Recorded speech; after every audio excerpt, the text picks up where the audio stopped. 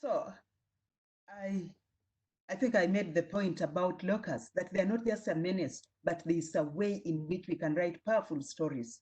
And we can combine with the vast historical reservoirs that we have, the indigenous knowledge that is going away as our parents, our grandparents pass on. We have also to look at what happens when we allow politics to crowd out critical environmental issues. We know what happened in 2013 at the peak of the Mau evictions, and nobody wants to evict anybody. What was highlighted was the throwing out of the people because, and really more for political capital rather than for the general good of the nation and the region as a whole. Very few people stood with those who were saying the evictions must continue because if we lose the Mau, we shall have a greater catastrophe than the few people who had actually encroached on the Mau. They were not really the indigenous, most of them were not actually the indigenous owners, they were actually people who encroached on the forest.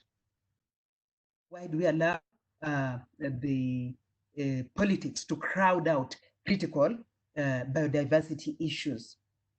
The language is a big story that is also missed out because as we lose the plants, the animals, the insects, the birds, we also lose this knowledge and what it stood for. And therefore, these are stories that need to be brought out. So ecologically, we are losing. And there's a huge, huge story that is unfolding around us as we live close to Nairobi. Kiambu, yes, is Nairobi's dormitory, but it is more than that.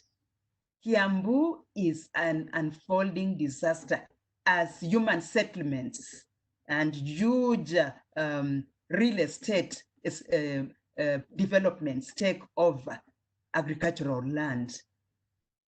And when the cropland goes, it also goes with biological diversity.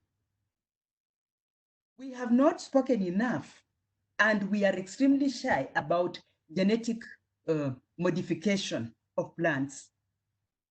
We are very shy because the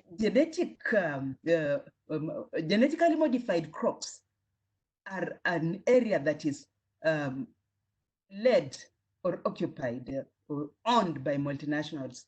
And unfortunately, they are good at buying even us journalists. We go and say how they are going to make us produce more crops, but we forget that genetic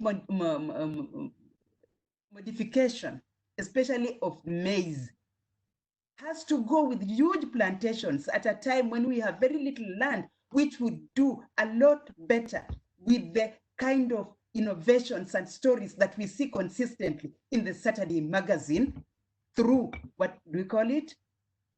Seeds of Gold.